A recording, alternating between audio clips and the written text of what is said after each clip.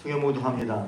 오늘 이 시간 여러분에게 주신 하나님의 말씀은 고린도전서 15장 12절에서 22절까지 말씀입니다. 신약성경 고린도전서 15장 12절에서 22절까지 말씀입니다.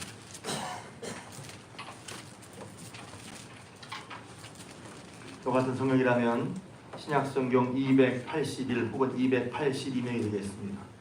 고린도전서 15장 12절에서 22절까지 말씀. 할렐루야. 아멘. 할렐루야. 아멘. 오늘도 주님 전에 오신 여러분들에게 우리 하나님의 은혜와 사랑이 함께 하시길 주님의 축복합니다. 아멘. 옆 사람과 함께 인사할까요? 믿음으로 삽시다. 한 번 더 인사하겠습니다. 이번에는 부활신앙으로 삽시다. 인사하겠습니다. 부활신앙으로 삽시다. 제자들도 믿기 어려웠던 예수님의 부활이었는데 다시 예수님께서 제자들에게 나타나셨고 그들은 부활하심을 봤기 때문에 안 믿을 수가 없었어요. 할렐루야. 그래서 믿기 어려운 분을 어떻게 믿었을까? 부활하신 주님이 나타나셨고 그들은 부활하신 주님을 목격하게 됐어요. 그래서 믿게 됐죠. 할렐루야. 뿐만 아니라 예수님께 대해 쓰여진 성경 말씀을 깨달으면서 그들의 마음에 뜨거운 경험을 했다고 그랬어요. 그러니까 예수님의 부활도 사실이고 뿐만 아니라 말씀을 깨달으면서 뜨거운 마음을 얻었어요. 예수의 부활을 확신하게 되었습니다. 그리고 부활의 주님을 만난 사람들, 부활의 증인들이 부활의 주님을 만난 증인들의 증언, 그들의 말, 그들의 삶, 증인들의 삶, 곧 죽기까지 자신의 증언에 따른 진실한 삶을 살았던 그들의 삶이 또한 부활의 증거입니다. 오늘 우리는 예수의 부활을 직접 눈으로 볼 수 없죠. 그러나 진실된 부활의 증인들의 증언을 통해 예수님의 부활을 믿을 수가 있습니다. 또 말씀대로 이루시는 주님의 신실함대로 성경 말씀에 약속하신 대로 십자가에 죽으셨고 약속하신 대로 다시 사신 예수의 부활을 믿을 수가 있습니다. 뿐만 아니라 예수님의 부활이야말로 부활 이후 오늘과 같은 교회가 생기고 지금까지 그 교회가 이어져 온 교회를 통해서 우리가 예수의 부활을 믿을 수 있습니다. 이처럼 믿을 만한 확실하고 분명한 증거가 있으니 확실한 증거를 보여주고 있으니 미련하고 선지 통해 주신 말씀을 더디 믿지 말고 성경대로 믿고 따라가는 복된 믿음의 삶을 사신 여러분 되시기를 주님의 이름으로 축복합니다. 우리가 부활하신 주님을 믿을 때 예수님의 부활을 통해 우리가 믿고 알아야 할 것은 오늘 그것이 드릴 말씀인데 예수님처럼 우리도 부활한다는 거예요. 사실 부활에 대해서 설교할 게 굉장히 많습니다. 제가 얘기했죠. 그런 분이 저 같은 분이 계실 수도 안 계실 수도 있는데 부활을 못 믿으면 애매하다는 말이에요. 그러니까 성경이 분명히 부활이라고 하는데 내가 못 믿으면 왜 부활이 정말 어떠한가를 고민해보고 생각해봐야 돼요. 그럼 못 믿을 거야. 넘기지 말고. 왜? 그게 하나님 말씀에 있는데 더디 믿는 거거든요. 저는 오늘 말씀 잠깐 기도하는데 그랬어요. 여러분이 믿음이 지금까지 교회를 나오시고 잘하신 거예요. 그래서 어떤 믿음이 생겼어. 그런데 어떤 분은 이제 그 믿음을 가지고 사는데 그 믿음의 벽을 경험합니다. 믿는데 왜 이러지? 하고 믿음으로 자기 삶의 설명과 이해가 안 될 수도 있어요. 근데 왜 그런지 아십니까? 제가 무슨 쪽집기가 아니라 주님은 성경이 자신의 신앙에서 멈췄기 때문에 그래요.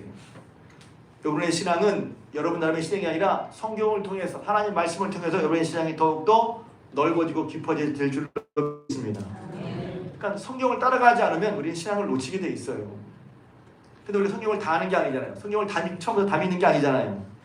그러니까 성경 말씀 읽으면서 성경이 제시하는 성경이 보여주는 믿음의 삶이 어떤 삶인지를 우리가 배워가야 한다는 말이에요. 아니면 우리는 우리처럼 다 지금 나처럼 사람이 다 믿을 거라고 생각해. 우리 전 시대에도 우리 전전 시대에도 다른 지역에 다 나처럼 믿을 거 생각해. 왜? 내가 중심이 아니에요. 믿음의 중심은 내가 지금 내 믿음이 아니라 내가 느끼는 것이 아니라 성경 말씀인 줄로 믿습니다. 이게 왜 중요하냐면 그렇다면 자꾸 내 식으로만 믿게 된단 말이에요. 내 식으로. 예수님이 보여주시고 말씀하신 성경대로 우리의 믿음의 지평이 넓어지지 않으면 넓어진다? 우리 믿음이 나가지 않으면 우리는 항상 그 수준에서만 보려고 한단 말이에요. 이거 제가 목사여서가 아니라 처음에 그랬어요. 제가 신앙생활 맨 처음 할 때 간증하는 게 뭐냐면 그런 분이 있을 것 같아서 처음에 교회 다닐 때는 열심히 다녔는데 대학도 다니면서는 얘기했죠. 간증할 때 간단히 얘기할 거지만 교회 계속 다녀야 되나 이런 생각을 했어요. 그리고 교회 다닐 때도 처음에는 이제 액세서리처럼 내가 좋으면 붙이고 내게 좋은 건 붙이고 안 좋은 건 떼고 내 위주로 내게 유익한 거 내가 편한 거 내가 좋은 건 받아들이고 불편한 건 떼고 이렇게 했단 말이에요. 그러기 쉽죠. 처음엔 다 그럴 수 있다고 쳐요. 그런데 진실하게 예수님을 정말 믿고 따라가려고 하다 보니까 이것도 말씀인데 하면서 그 말씀을 이제 내 마음이 열려서 내가 그럴 준비가 돼서 그런 말씀을 받게 된단 말이죠. 아니면 어떤 말씀은 계속해서 안 받을 수 있어요. 여러분들의 마음이 겸손하고 좋은 마음이 되어서 그래서 내가 이제 밭에 비유 보면 이런 말씀이 나오잖아요. 좋은 땅에 떨어졌다는 것은 하나님 말씀을 들은 사람이니 좋은 마음으로 말씀을 듣고 지키어 인내로 결제하는 자니라. 혹은 깨닫는 자니라. 시간도 말씀을 통해서 내 신앙에 어떤 부분에 벽이 있고 머물러 있다면 말씀을 통해서 여러분의 마음과 생각이 열리고 그래서 더 복되고 넓은 생명의 신앙으로 또 능력적인 신앙으로 나가시길 주님의 이름으로 축복합니다. 그 중에 하나가 부활하신 주님, 제가 지난주까지는 계속해서 예수님이 부활하셨다. 부활하신 것이 역사적 사실이고 그것이 부활의 사실성, 진실성을 말했단 말이에요. 그리고 부활하신 주님을 그들이 받고 저희들이 받기 때문에 그들이 끝까지 예수님의 제자들 12명뿐만 아니라 제자들이 끝까지 순교하면서 생명을 바쳐가면서 생명을 바친다는 것은 쉽지 않잖아요. 그리고 교회가 보통 어떤 무리에서 무리가 일어나다가 그 맨 우두머리를 딱 죽이면 다 없어지잖아요. 근데 예수님이 죽었다면 그 뒤로 교회에 부흥은 없었어요. 교회가 생길 수가 없어요. 근데 예수님이 십자가에 죽으셨다가 그들의 말을 부활하셨기 때문에 그들은 예수님의 십자가의 죽으심과 부활을 믿고 복음을 증거해서 예수님의 약속대로 하나님 말씀대로 예루살렘과 유대와 사마리아와 땅끝까지 복음을 전해지는 그런 역사가 있었단 말입니다. 할렐루야. 그 예수님의 부활을 그냥 머리적으로 저는 여러분들이 저도 그렇고요. 저는 이 말씀하면서 하나님께 기도했어요. 하나님, 제가 하나님의 말씀을 전하기에 아직 말씀의 삶을 사는 것이 저도 부족한 것이 있습니다. 그러한 말씀을 깨달은 걸 증거할 테니 우리 성도들의 삶도 부활의 은혜와 능력을 말 그대로 경험할 수 있도록 해달라고 제가 기도했습니다. 기도하며 준비했습니다. 부활은 말에 있는 게 아니에요. 부활을 안다. 부활을 믿어. 그 정도가 아니란 말이에요. 저 여러분도 부활할 것을 믿으시길 바랍니다. 근데 제가 어떻게 알겠어요 그것을. 근데 하나님 말씀을 믿고 보니 하나님 말씀에 예수님이 부활하신 것처럼 너희도 부활할 거야. 할렐루야. 예수님께서 부활하셔서 죄와 사망의 권세를 이기신 것처럼 우리도 예수님처럼 부활할 것을 믿고 살아갈 때 바로 우리 삶의 승리와 영생 그리고 하나님과 함께하는 귀한 역사를 누리실 걸 믿으시길 주님의 이름으로 축복합니다. 신앙은요 실제거든요. 제가 좋아하는 말씀이에요. 신앙을 설명하기 위해서 말이나 설명이 필요해요. 그런데 말이나 설명일 뿐이고 설명을 통해서 저와 여러분들은 오늘도 이 시간에 하나님을 만나실 주님을 축복합니다. 오늘 허건사님 기도하신 것처럼 여러분 삶 속에 실제로 역사하신 하나님이 경험하실 주님의 이름으로 축복합니다. 그럼 믿음의 역사가 있을 때 우리 믿음에 힘이 있는 거예요. 믿음에는 역사가 있거든요. 그래서 우리 믿음이 헛되걸 믿는 게 아니구나. 막연하게 애매하게 모호하게 맹목적으로 믿는 게 아니라 살아서 역사하시는 그리고 약속대로 이시는 하나님을 분명히 믿고 나갈 때 하나님께서 우리 삶 가운데 저분의 삶 가운데 역사하실 줄로 믿습니다. 오늘 부활장으로 불리는 고린도전서 15장에서 보면 먼저 바울은 자기가 전한 복음을 고린도교회 성도들에게 편지한 것이죠. 뭐냐면 내가 여러분의 전한 복음을 여러분이 믿고 헛되이 굳게 지키고 헛되이 믿지 않으면 그것 때문에 구원을 받을 것이다 하면서 복음의 핵심을 말합니다. 복음의 핵심이 뭐냐면 읽지 않았지만 3절에 나와 있는데 성경대로 그리스도께서 우리를 위하여 죽으시고 장사 지낸 바 되었다가 성경대로 사흘 만에 다시 살아나시고 이거예요. 이게 복음이란 말이에요. 그리스도께서 성경대로 우리를 위해 십자가에 주셨다가 성경대로 사흘 만에 다시 살아나신 거, 이게 복음의 핵심 내용이란 말입니다. 처음에는 그럴 수 있죠. 이거 어떻게 믿어? 그런 분 있다고, 그런 분 있을 수 있어요. 걱정하지 마시되, 그러나 곰곰이 생각해보시고 정말 그러한가를 따져보셔야 됩니다. 바울은 먼저 예수께서 예수님의 부활 사건이 성경이 약속하신 그대로 실제로 일어난 일인 것을 증거하고, 뿐만 아니라 이어서 부활의 당위성, 왜 부활이지? 어떤 분은 부활이야? 하는데 성경은 부활의 당위성을 설명하고 있단 말이에요. 뿐만 아니라 그러면서 성경을 자세히 읽어보니까 예수님만 부활하신 게 아니라 일반적인 다른 사람들도, 사람들의 부활도, 그러니까 일반적인 부활도 성경이 언급하고 있단 말이에요. 13절입니다. 죽은 자의 부활이 없다면 예수께서도 살아나지 못하실 것이다, 이렇게 말해요. 그것은 하나님이 예수님을 살리신 거 맞죠? 우리도 막연하게나마 우리는 나중에 다시 살 거야 이렇게 알고 있어요. 성경을 읽으신 분은 마지막 날에 우리를 다시 살리실 거야, 그렇게 좀 막연하게 알고 있으세요. 근데 맞아요. 근데 성경에 분명히 말하고 있어요. 죽은 자의 부활이 없다면, 이 말은 뭐냐면 죽은 자의 부활을 전제하고 있는 거죠. 그러니까 하나님께서는 예수님을 살리실 때 예수님만 살리시려고 하신 것이 아니라 결국은 모두를 다시 살리실 건데, 그 첫 열매로, 그 첫 본보기로 예수님을 살리신 거라고 하는 거예요. 성경이 내기, 바울이 예수님의 부활을 먼저 증거하면서 그 뒤에 부활을 얘기할 때 그 부활이 예수님의 부활로만 아니라 예수님의 부활은 또 다른 것을 보여준, 또 다른 것을 말하는데, 소중한 믿음으로 살 것을 우리에게 요구하는데, 그것은 우리가 살면서 예수 믿습니다, 부활의 주님을 믿습니다, 나는 부활하신 주님을 믿고 살아갑니다 뿐만 아니라 나도 예수 믿는 저와 여러분들도 부활할 것을 믿습니다, 이런 삶을 살기를 바란다는 거예요. 근데 그것도 제가 여러분에게 좀 기대가 있어서, 나도 부활할 거 알아, 이 정도가 아니라는, 그냥 알아, 이 정도가 아니라는 거예요. 제가 여러분에 자꾸 믿음을 설명드리고 싶은 거예요. 믿음은 어떤 분이 대부분을 믿음은 안다는 걸 생각해요. 믿음에는 아는 요소가 있긴 하지만 아는 게 다 믿음은 아니에요. 나도 아는데? 어떤 믿음은 동의만도 아니에요. 나도 그렇게 생각해. 그 정도도 아니에요. 믿음은 동의도 아니에요. 믿음적인 동의가 있지만, 하나님 말씀대로 생각해 동의가 있지만 동의가 다 믿음이 아니에요. 그 믿음 산다는 게 어떤 거지? 제 5예배 때 들을 건데, 성경에 들어서 믿음으로 산 사람의 모습을 보시라. 그 사람의 모습이 내 믿음의 삶을 사는 거란 말이죠. 할렐루야. 그러니까 믿음으로 산 삶을 사는 것 같지만 어떤 분이 잘 모를 수도 있어요. 왜? 믿음의 역사가 나타나는데 내가 많이 알고 공부했는데 내 삶의 믿음의 역사가 적거나 없는 것 같다? 그럼 내 믿음을 돌아보라는 말이죠. 성경의 믿음의 역사를 그렇게 많이 하고 있는데 그것은 믿음 때문이었다는 거예요. 아브라함, 이삭, 야곱 다 믿음 때문이었다는 거예요. 그런데 그럼 믿음이 중요한데 믿음을 가지고 한다는 게 뭐지? 그러면 정작 우리 대부분 다 아는데, 그래서 제가 얘기하고 싶은 거예요. 아는 건 중요해요. 저도 알기를 바라고 알려고 하지만 아는 게 다가 아니라 살리신 하나님을 만나는 거예요.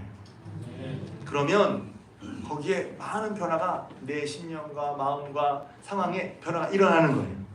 할렐루야. 말씀 읽을 때도 그냥 말씀을 알아가 아니라 내가 위에서 말씀 보는 게 아니라 말씀이 내 위에서 말을 해요. 난 말씀을 받는 거예요. 내가 말씀을, 물론 과정상 내가 말씀을 읽고 뜻을 하지만 그것은 내가 말씀 해석하고 내 마음대로 말씀을 빼고 더하고 하는 게 아니라 자세는 말씀을 내가 받아야 되는 거지. 그렇게 하나님을 만날 때 말씀이 내게 역사하시는 거란 말이에요. 그래서 지금도 부활의 주님을 믿고 산다는 것은 나도 부활한다 하는 그 말씀을 들을 때 나도 부활하네? 아니라 그 속에 부활의 믿음을 사는 것이 어떤 것이 하는 것을 여러분 마음에 이렇게 와닿게 깨달으시길 주님의 이름으로 축복합니다. 그러니까 먼저는 그래서 13절에 있는 것처럼 예수님께서 부활하신 것만 아니라 우리도 부활한다는 것을 성경은 말하고 있다는 거예요. 그러면서 이렇게 말하는 거죠. 만약 죽은 자가 다시 사는 것이 없거나 예수께서 다시 사시지 않았다면, 이 말은 뭐냐면 부활을 부정하는 사람들, 부활이 없다고 하는 사람들, 난 예수님 믿고 착하게 살란 말은 이야기했는데 예수님 부활했다는 말을 못 받아들이겠어. 어쩌면 관심도 없을 수 있어요. 처음에는 예수님 믿고 마음 편하고 내 하는 일 잘 되면 좋겠어. 근데 그 예수님 부활하셨고 말고는 그건 상관이 없어. 그렇게 말할 수 없다는 거예요. 왜 그렇습니까? 만약 죽은 자가 다시 사는 것이 없다면, 예수님의 벌이 없다면 말하죠, 우리가 전파하는 것도 헛것이란 말이에요. 왜냐면 그동안 계속해서 바울이는 예수님이 십자가에 죽으심과 부활을 전파해 왔는데 부활이 십자가 아니야? 그럼 우리가 전한 것은 헛것이란 말이에요. 왜? 그래서 예수님이 구원받았다는 것, 그것도 헛것이야. 헛것이 되는 거란 말이에요. 소용이 없는 거예요. 또 믿음도 헛것이야. 믿음도 소용이 없게 되는 거예요. 예수 믿고 구원받는 믿음이 소용이 없어. 예수님이 십자가의 죽으심과 부활을 못 믿는다면 그것이 헛것이라면 말입니다. 뿐만 아니라 우리도 하나님 앞에 거짓 증인이라는 거예요. 왜? 하나님은 예수님을 죽은 데가 살리지 않으셨는데 바울 일행이 예수님 부활하셨다 이렇게 말하면 하나님 안 그랬는데 거짓말을 하는 거짓 증언자가 되고 만다는 것이죠. 그러니까 지금 여기서 바울은 무슨 말을 하냐면 예수님의 부활은 분명한 사실이고 뿐만 아니라 우리도 부활한다는 얘기를 계속하고 있는 거예요. 또 부활이 없다면 우리의 믿음도 우리가 전한 것도 또 구원받았다고 해서 다 헛것이 되게 된다고 하는 것이죠. 뿐만 아니라 부활이 없다면 예수님도 거짓말장이에요. 그런 말씀 없지만 왜냐하면 예수님께서도 성경에 3번이나 고난당하시기 전에 내가 이번에 예루살렘에 올라가면 많은 고난을 받고 죽었다가 삶을 살 것이다. 예수님 스스로도 3번이나 말씀하셨어요. 마태, 마가, 누가복음에 다 나옵니다. 마가복음 16장에 17장 22절에 20장 18절에 예수님께서 자기가 십자가에 죽으셨다가 다시 사실 것을 예수님도 3번이나 말씀하셨어. 그런데 예수님이 부활하지 않으셨다면 예수님도 진실일 뿐이 아니라는 말이죠. 제가 붙인 거예요. 제가 얘기할 때 사람들은 예수의 부활을 쉽게 생각해, 진지하게 생각하지 않으려고 한단 말이지. 그래서 예수님의 부활을 믿는다면 죽은 자의 부활도 믿어야 하고 저렴의 부활도 믿어야 할 줄로 믿습니다. 예수의 부활을 믿으면서 살아난 자의 부활을 믿지 못하다면 그건 바로 모순이라는 거예요. 이렇게 말했을 때 제가 좀 고민을 했어요. 야, 나도 산다는 그 사람들이 잘 생각을 할까? 여러분의 머릿속에 꽉 차 있는 것은 이제 사는 문제잖아요. 사는 문제. 직장 다니는 거, 직장 생활하는 거, 앞으로 먹고 사는 거, 그게 머리를 차지하고 있어요. 이렇게. 그러니까 다시 산다는 얘기를 하면 그 얘기는 너무 먼 얘기처럼 들리는 거죠. 나와 거리가 없는 것처럼 들리는 거죠.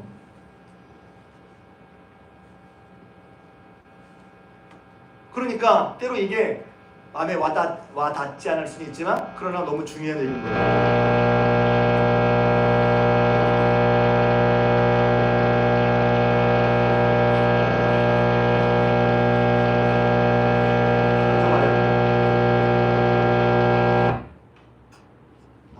여기도 안 나오네. 여기는 키워야지. 하나, 둘, 넷. 누가 들어야 될 사람이 있었던 모양인데.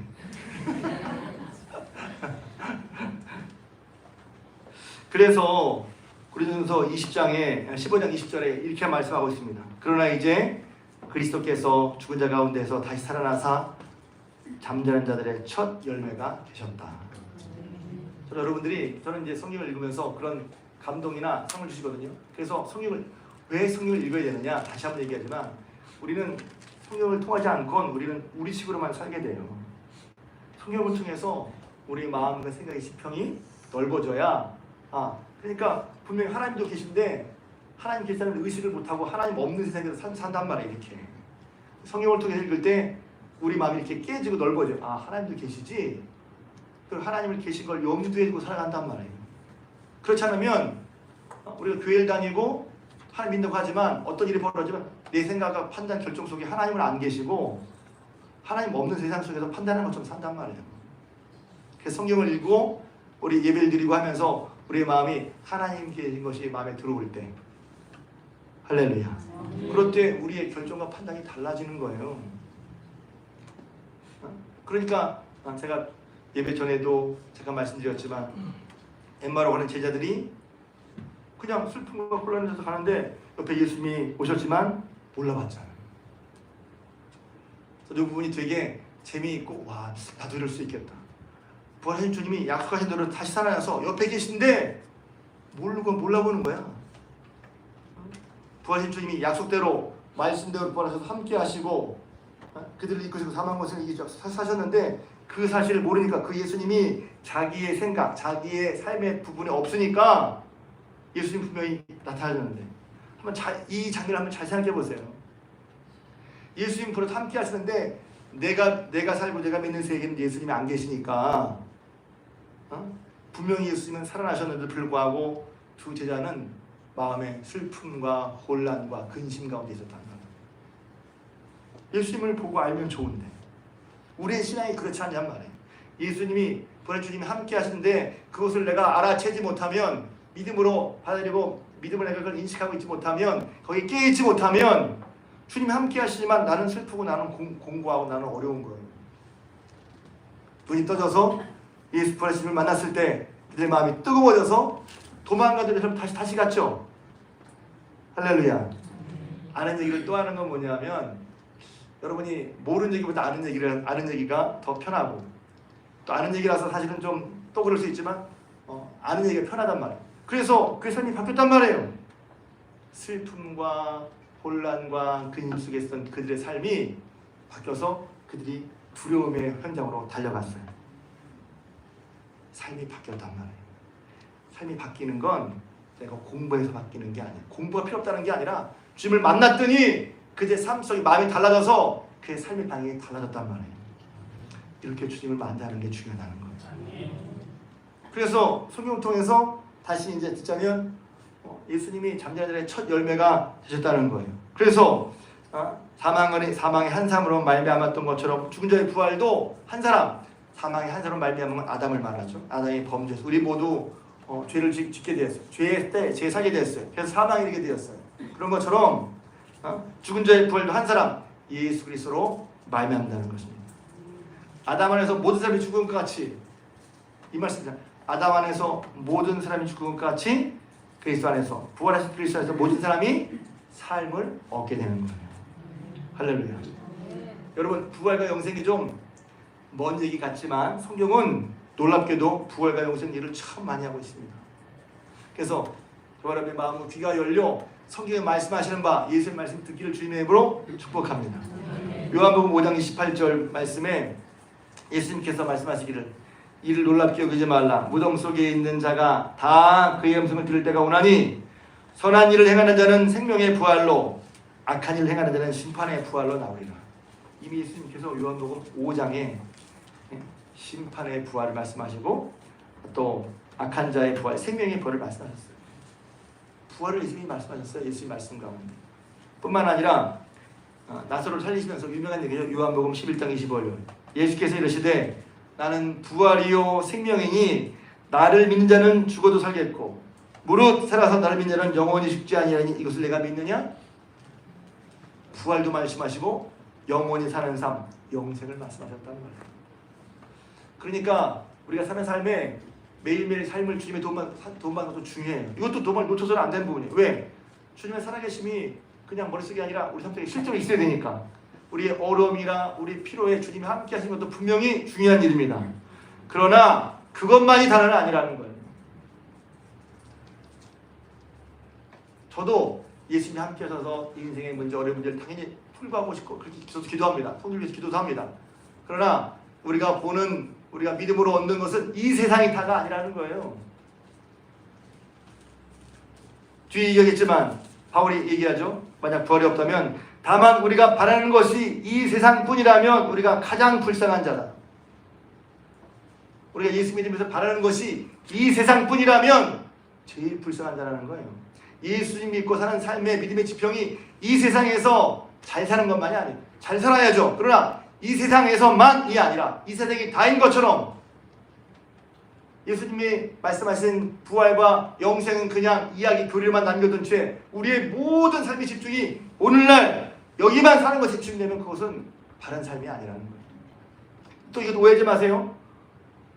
열심히 살지 말란 말이 아니에요. 직장에서 살지 말란 말이 아니에요. 그렇지만 우리의 방향 마지막이 어디까지인지를 분명히 알고 그렇다면 우리가 열심히 살 때 우리의 방향을 분명하라는 거예요.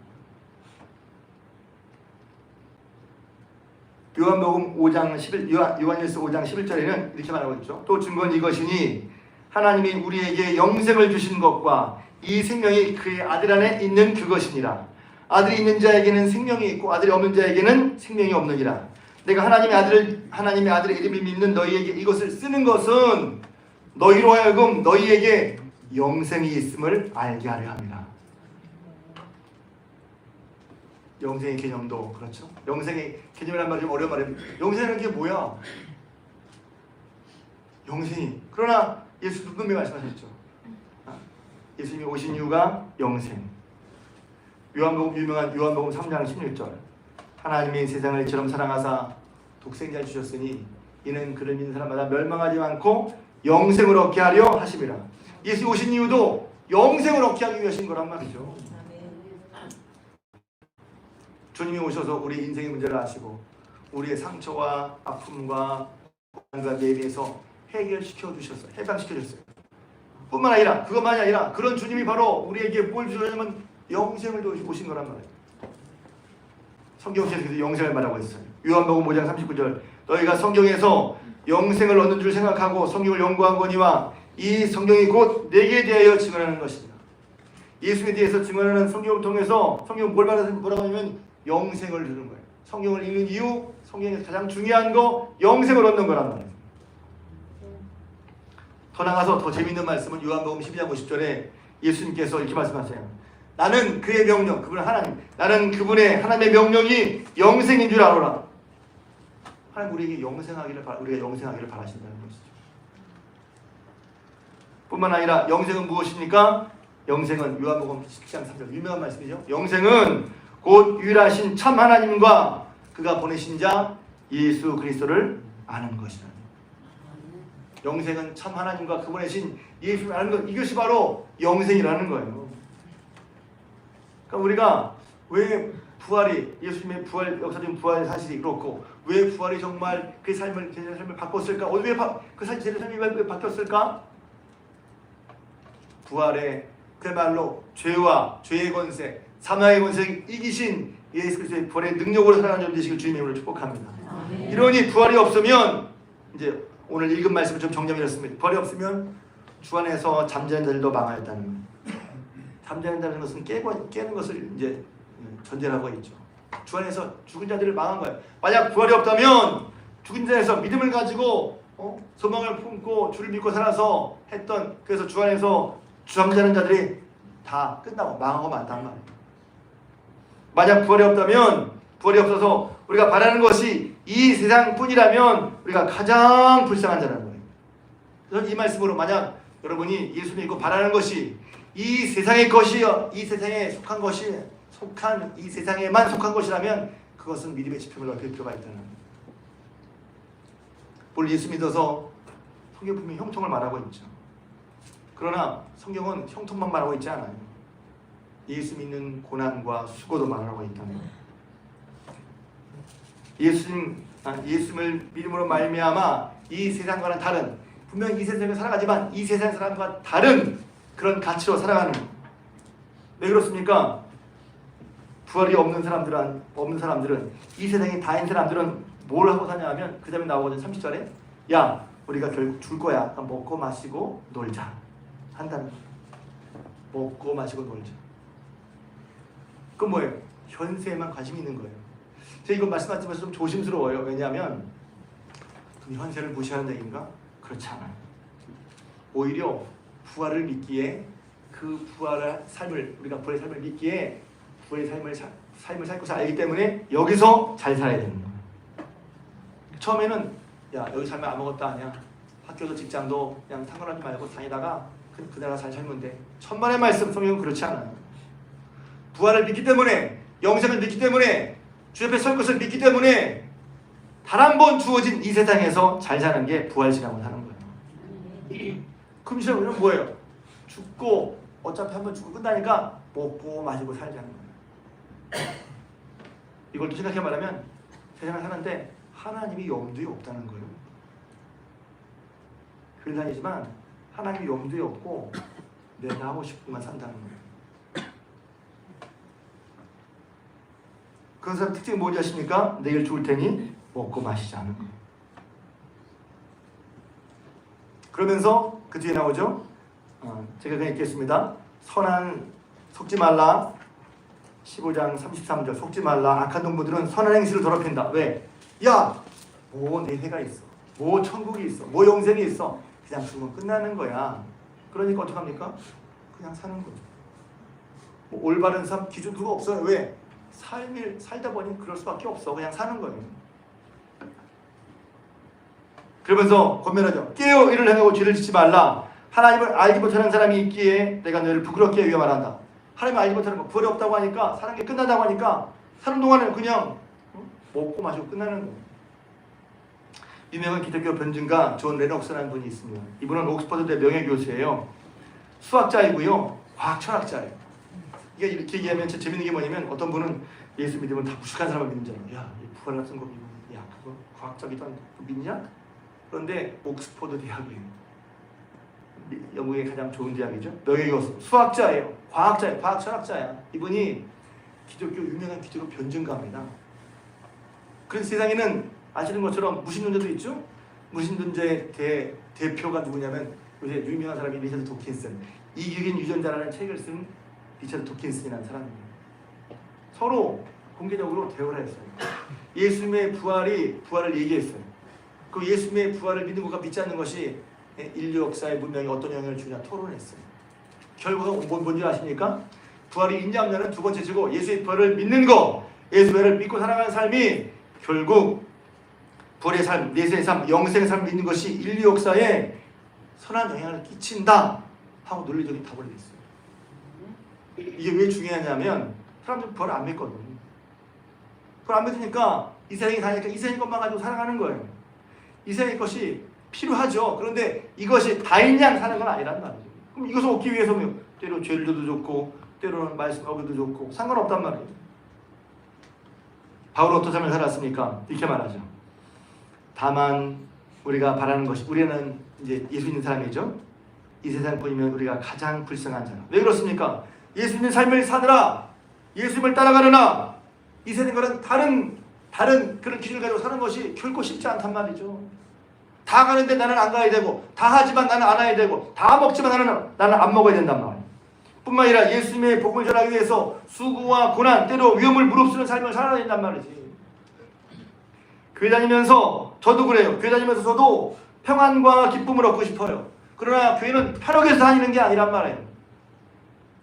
편하게 해서 교회 다니는 게 착각이에요. 왜? 예수님은 하나님의 뜻을 이루기 위해 십자가를 지셨거든요. 편한 삶은 일이 없어 편안한 게 아니라 그리스도 예수를 신뢰함으로 말미암는 주님이 우리의 모든 것을 온전히 책임지는 믿음 안에서 우리가 쉼과 안식을 얻는 거예요. 할렐루야.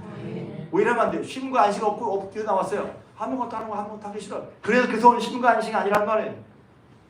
하나님 땅의 모든 것을 가지시고 죽은 사망 권세를 죄와 사망의 것을 이기신 주님이 나와 함께 하시니 내가 그 집을 신뢰하고 의지하며 따라가는 삶이 비록 고달프지만 그러나 하나님이 예수님을 생명에서 생명으로 부하신 것처럼 우리 삶도 주님 따라 우리 삶이 결국은 마지막 날에 주님께서 인정하시기를 믿고 살아가는 거란 말이에요.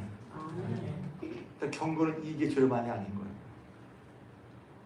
이게 재료. 내가 좋아하는 거, 하나님 가까이 하는 것을 내가 좋아하는 것을 얻으려고 따먹으려고 하나님 가까이 하는 게 아니라 하나님이 구원과 은혜의 하나님을 기쁘시게 하는 삶을 사는 것이 맞는 거란 말이죠. 그렇지 않으면 우리는 예수를 믿는 것 같지만 믿다가 중간에 빠져요. 어디로? 내 중심으로 빠지는 거예요. 역사가 보여주거든요. 사람 중심으로 빠지는 삶은 어떻게 되는지 아십니까? 타락하게 되는 거예요. 역사가 보여줘요. 사람의 중심으로 들어가면 그런 문명이나 역사는 타락하게 돼 있어요. 그것이 바로 인간이 죄인이라는 뜻이기도 해요.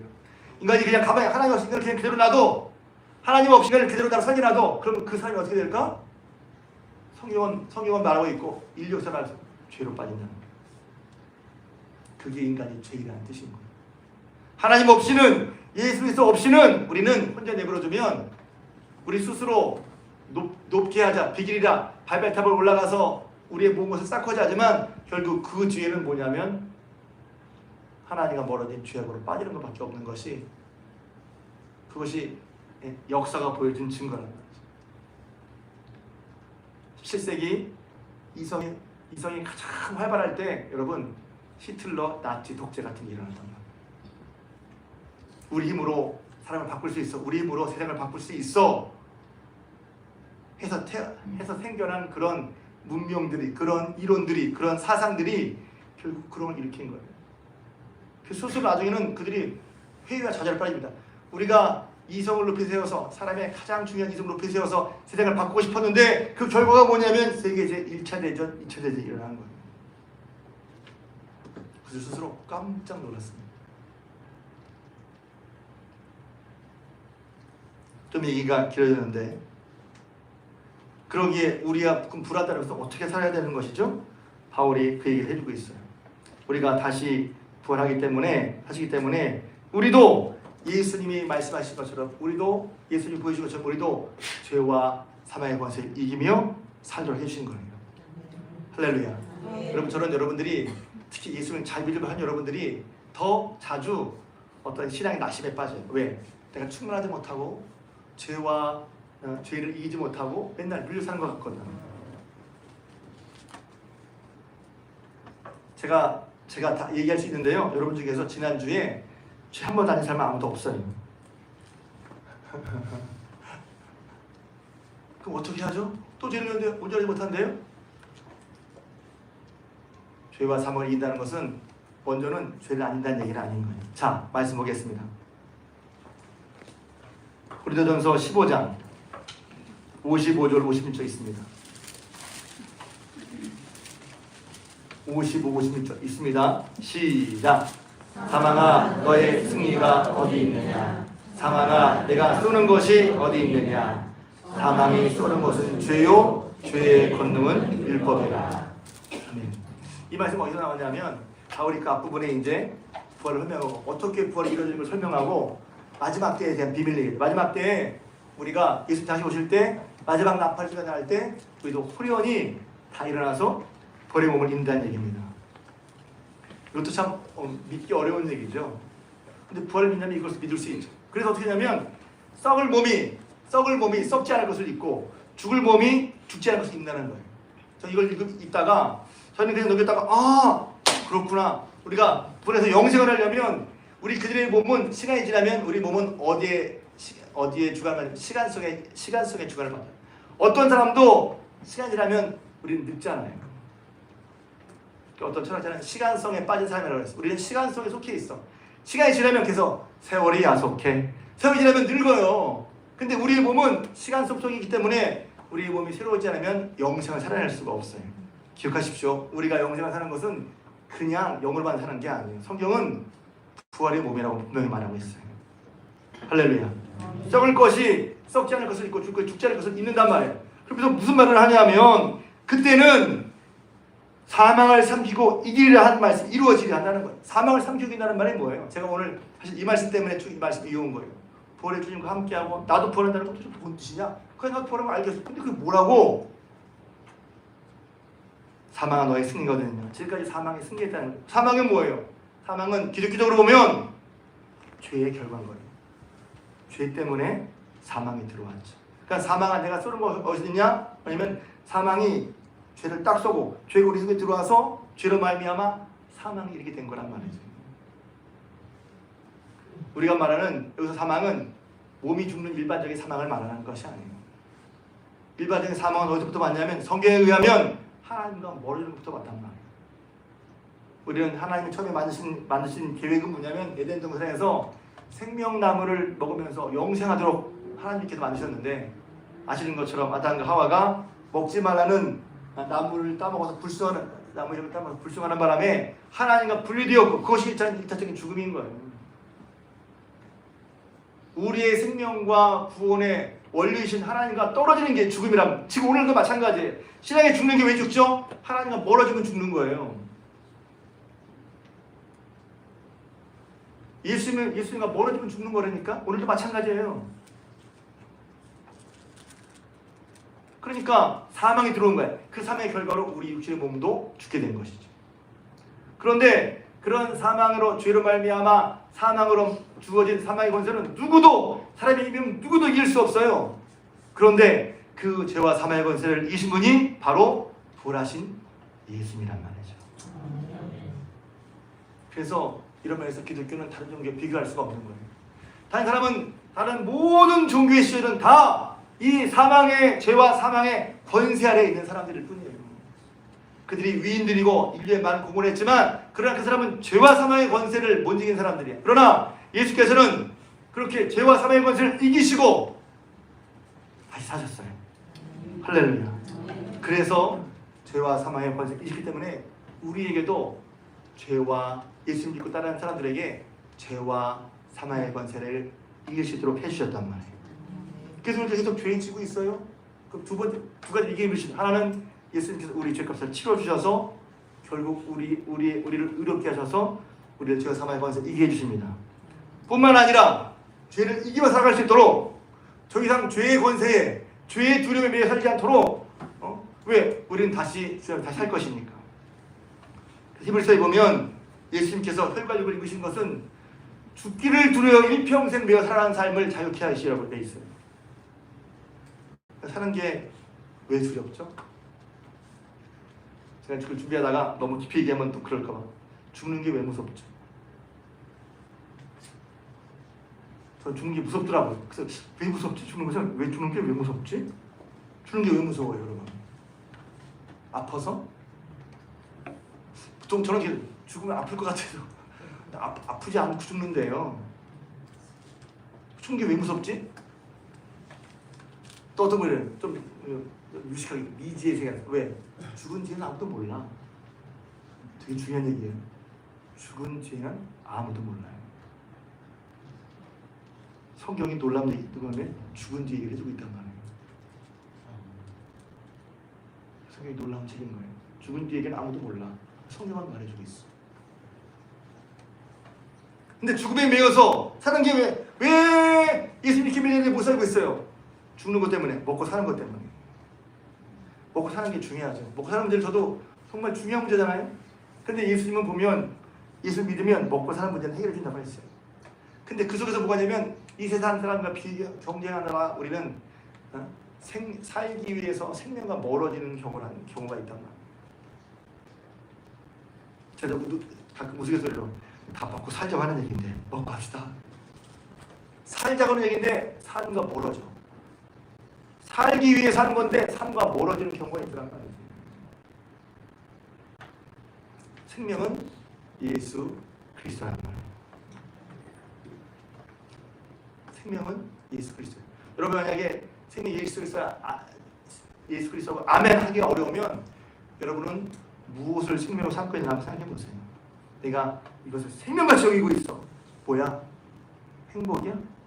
뭐야? 가정이야? 뭐야? 아내야? 애인이야? 직장이야? 내가 이루고 싶은 거야? 그게 생명이에요. 여러분은 무엇을 생명으로 삼고 있나 한번 보십시오. 제가 오늘 예배 때 읽은 사람을 생명으로 여기지 말라. 사람에게 희망을 두지 말라는 거예요. 왜? 그것은 없어진단 말이죠.